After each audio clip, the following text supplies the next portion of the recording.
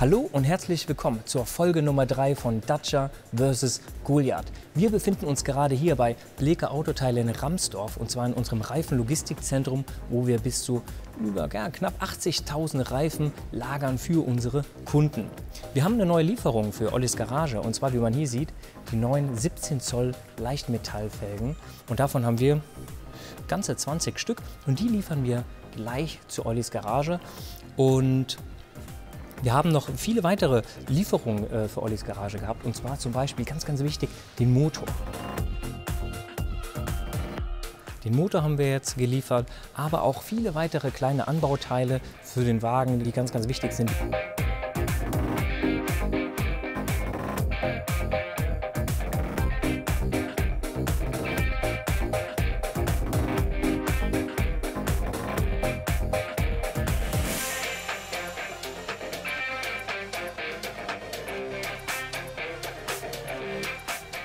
Jetzt ist ja an diesem Samstag die erste Test- und Einstellfahrt mit dem neuen Dacia am Nürburgring.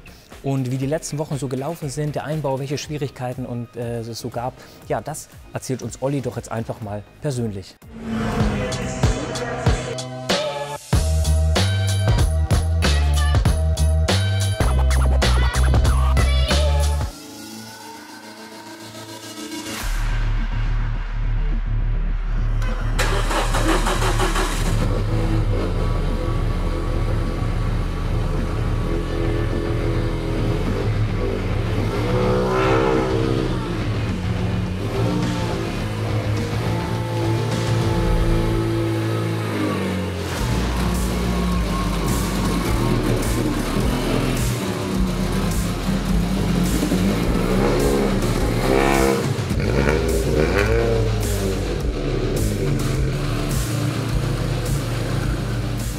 Für Test- und Einstellfahrt ist soweit fertig. Das ist soweit richtig. Bisschen kleine Baustellen haben wir noch mit dem Tank.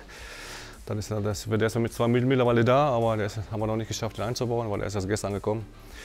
Aber sollten wir hinkriegen, bis zum 24er sollte der drin sein. Ansonsten ist er soweit wie man sieht, durch, fast komplett. Ein bisschen Kleinteile fehlen, wie Schilder, Gitter unten. Letztes Wochenende, ja, sind wir gut vorgekommen, also Elektrik komplettiert. Okay. Wofür wir die brauchen, dann weiß ich auch noch. Wenn du jetzt Eier hast, brauchst du ein Loch in die Ölwanne, schneidest die Winde und drehst den ein. Du musst einmal ausprobieren. Müssen wir mal ausprobieren. Und ich würde das jetzt einmal ausprobieren. Ja, da war so eine Art Schacht, wo der durchgeführt werden kann. Ist das das? Weiß ich nicht, ich sehe das nicht. Ich glaube, wenn die 3 Pixel gerade haben. Ja gut, was mit dem Kabel hier unten? Warum? Ja. Hast du nicht einen Atlas schon? Meistens auch. Oh, das verlängere ich dir wohl. Ach ja, wieso passt das jetzt nicht? Das weiß ich nicht, aber das kann das nicht sein. Hier guckst du nicht Schrauben. Was ist? Und erstmal eben schlau machen, wie ich jetzt noch was verlegen muss am Kabel. Hast du dich aber mal vorbereitet letzte Woche? Nein. Müssen wir Käfig eben einbauen. Gut. Mach da keine Beule rein. Also? Ja.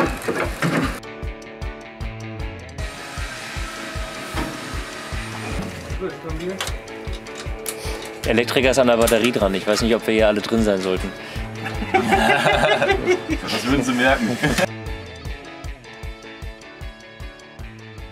Dann haben wir noch Stress mit der Bremse, weil wir die nicht sauber in Lüfte gekriegt haben. Also ich habe keinen Druckpunkt gefunden. Also ich habe also null Vertrauen da drin gehabt. Also hatte ich keinen Bock gehabt mitzufahren. Ich war am Verzweifeln. Ich wollte die ganzen Kram schon runterschmeißen. Dann habe ich einen Kollegen angerufen, der auch Rennsport macht mit Porsche und die haben auch Brembo. Und der hat mir dann was gesagt, da dachte er will mich verarschen. Der sagt, bau den Bremssattel ab, stell den senkrecht und hau mit dem Hammer leicht vorsichtig drauf. Ich sage, du sitzt jetzt zu Hause und lachst dich kaputt. Nein, probier, sagt er, das haben wir auch gehabt. Ich sage, das ist bekannt bei Porsche, das ist bekannt, sagt er. Und Entschuldigung für die Schleichwerbung jetzt, aber. Und ja, ich dann hier mit Dirk haben wir dann gesessen hier, entlüftet, Gerät dran, Ding aufgestellt. Die Seite, nix, war natürlich klar. Ich sage, der Arsch, der sitzt schön zu Hause und lacht sich jetzt kaputt, weil ich mit dem Hammer hier vor drauf rumkloppe. Die Seite hier aufgestellt, aufgemacht, drauf rumgeklöppelt, 2 ganz kleine Bläschen rausgekommen. Ich sage, ich konnte es nicht fassen. Kriege ich wieder Gänsehaut, aber ist so. Und dann, jetzt habe ich einen Druckpunkt. Aber das war mega. Also, ich mein Leben nicht drauf gekommen auf so einen Schwachsinn. Ey. Aber so, shit happens. Man lernt nie aus. Ne? Wenn du das einen erzählst, da bauen einen Bremssattel ab und hauen mir Mama drauf, die halt nicht für bescheuert. Aber hat funktioniert. Ich weiß nicht, wie oft für den Käfig, glaube ich, 3-4 Mal rein, raus, weil wir mussten, die Böcke mussten ja hier eingeschweißt werden, die ganzen Käfige. Deswegen mussten wir anpassen, deswegen haben wir zigmal den Käfig rein und raus. Also ich kann das Ding nicht mehr sehen. Jetzt ist es aber final drin, ist verschweißt, alles gut. Also das war fast eine ganze Woche. Das fast eine Woche, also vier Tage haben wir nur dran gesessen, Käfig rein, raus. Ist da jetzt schon der Motor von Autoteile drin? Nein, da ist jetzt erstmal noch der Gebrauchte drin, weil den anderen muss ich jetzt einfahren, da habe ich die Zeit noch nicht gehabt. Und dann wird der in Clio eingebaut, dann fahre ich damit auf der Straße 1000 Kilometer zum Einfahren erstmal im Dreierbereich und dann kommt er rein. Du hattest ja Videos geschickt, wo du mit dem schon eingefahren hast. Ich habe erstmal rumprobiert, was der überhaupt macht, wie er läuft und wie er Gas annimmt und alles. Mein Gas annehmen tat er sehr gut. Schalten war dann nicht mehr so gut. Ersten Gang kann man ja sehen, habe ich ein bisschen eindrehen lassen da wollte ich den zweiten, da war der zweite Gang direkt weg. Der war gar nicht mehr da, da ist mir ein Schaltrohr direkt gebrochen und da war der zweite Gang weg, der vierte und der sechste nicht mehr da. Das war natürlich scheiße für uns, muss man noch mal alles da rausbasteln und das Rohr da neu reinmachen. Aber das Problem ist erstmal gelöst, hoffe ich. Oh, der alte dicke Mann muss hier rein. Das ist soweit final, man kann auch Strom machen, da gehen auch so ein paar Läppchen gehen noch an.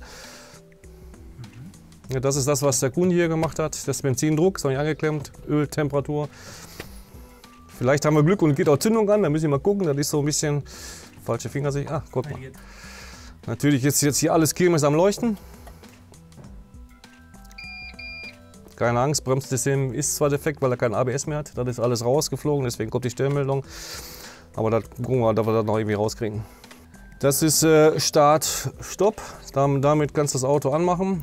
Also einmal drauf drücken, muss man aber gleichzeitig Bremse und Kupplung treten, dann wird er anspringen, dann zweimal geht er aus.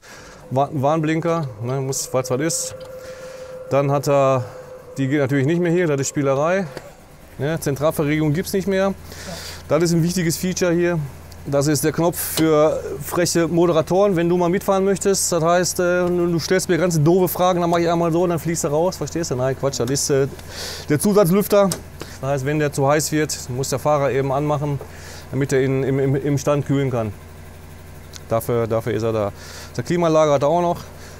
Die tut sogar, zumindest leuchten, mehr aber auch nicht mehr. Das ist original Clio alles. Und das funktioniert noch in irgendeiner Weise? Ja gut, Radio jetzt nicht mehr, klar, aber sonst hier Scheibenwischer gehen, da, zack.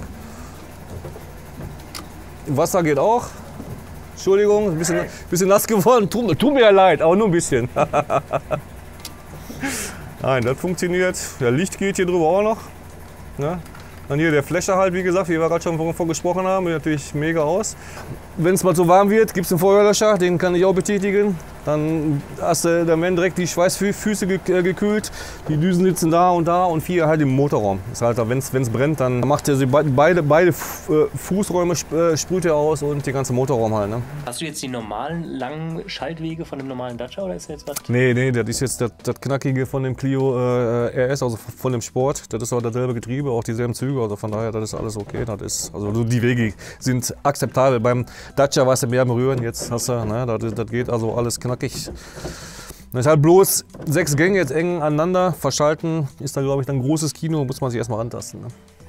Ja, bei Dacia bist du gewohnt, hast du da irgendwo den 5. gehabt und jetzt bist du hier alles, ne, also zack, zack, zack, ne, das geht also relativ easy. Und ist eine Handbremse wirklich nötig? Braucht man eine Handbremse bei einem Rennwagen? Braucht man nicht, ja, es gibt auch Autos ohne, aber wir haben sie drin, ist mir zur Not noch ein bisschen sicherer, als bevor ich einen Anker an Bord habe, den ich halt rausschmeißen muss, also ich möchte sie nicht missen, sagen wir mal so. Alleine auf dem Verladen auf den Anhänger zum Beispiel.